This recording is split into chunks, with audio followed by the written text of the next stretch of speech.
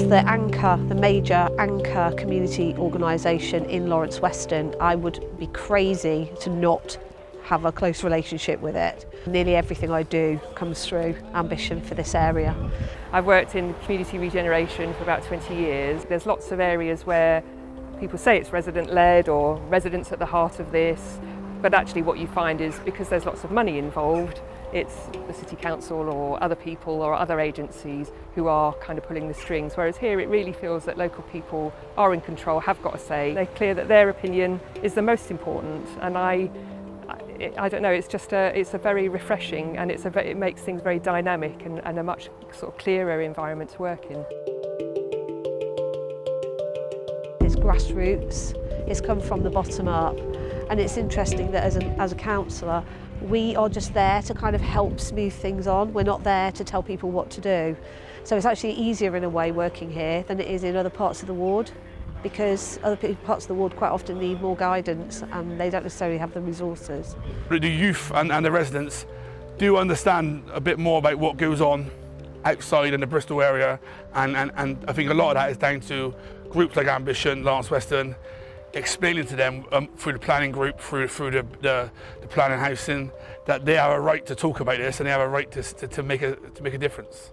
I realised that there was a terrifically strong community here, and as their name suggests, very ambitious to improve the well-being of their community.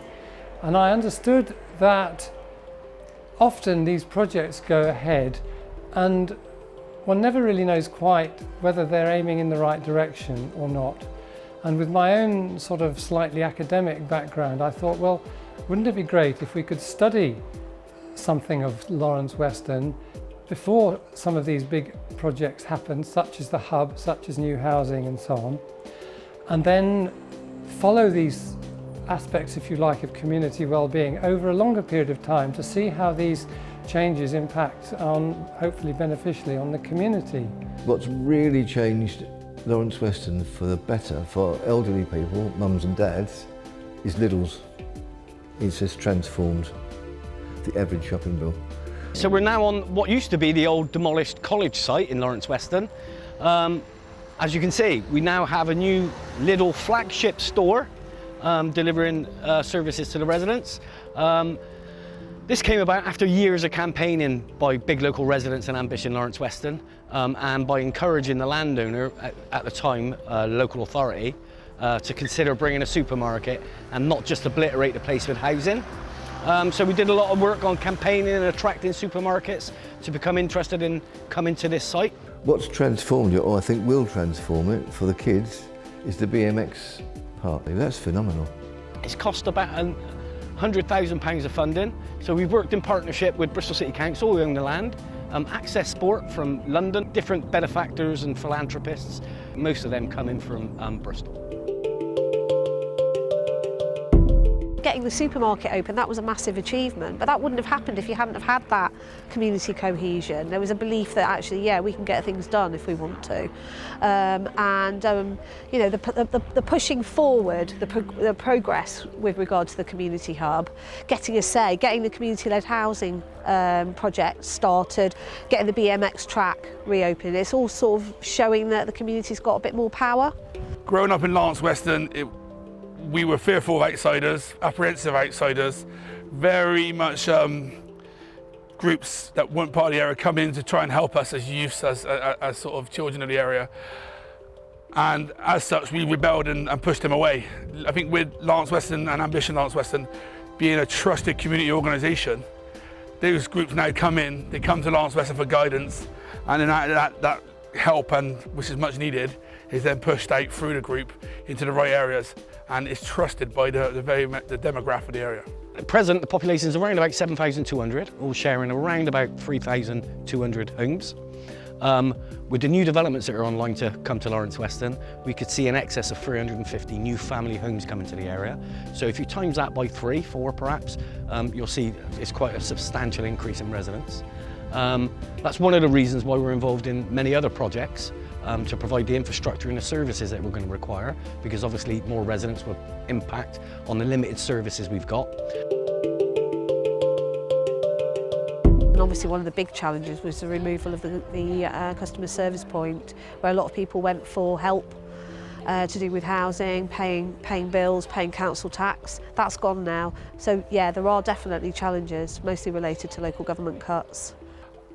As a group going forward into their community, I think they've been very successful with their initial community plan, achieving 70% in the first few years of what they set out to do.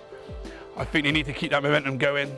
Otherwise, you know, people can be very fickle in the sense that it just fades into the background as being just another organisation in the area.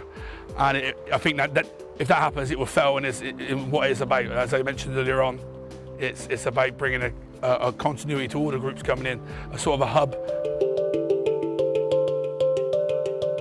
Certainly other parts of my ward see our Ambition Lawrence Weston as a model really within the community. I think people know it's the go-to place. It's massively influential within the community, and again the big local steering group is resident led. The workers that have been sent out there they've always been key in getting community involvement. They haven't led from the top, it's always been from the bottom. Community-led housing is much more about meeting local community needs, giving access to local people, making sure that local people aren't excluded from different types of housing and have a long-term stake in managing and maintaining that development. It's no good designing an energy future that doesn't involve the people and doesn't recognise it as a tool. Otherwise we'll end up in a very much fragmented community where we've got wealthy people that have got the support and education to actually access that, and poorer communities without resources and support that never get those benefits and pay more for their energy as a result of that. I think it's about investing in communities, investing in people so that they can access these tools, and putting them at the heart of that means that it's better for everybody. Being able to access people like Andrew Garrard, who's designed some of the biggest wind turbines in the world, onto the board of Ambition Community Energy. And I think it's about that mix of community-led and expertise that makes Ambition Lawrence Weston special. Well, I think it seems pretty sustainable now because they've got the right approach. They are very much trying to lead, which makes it easier because they're not so reliant on the council to provide the services.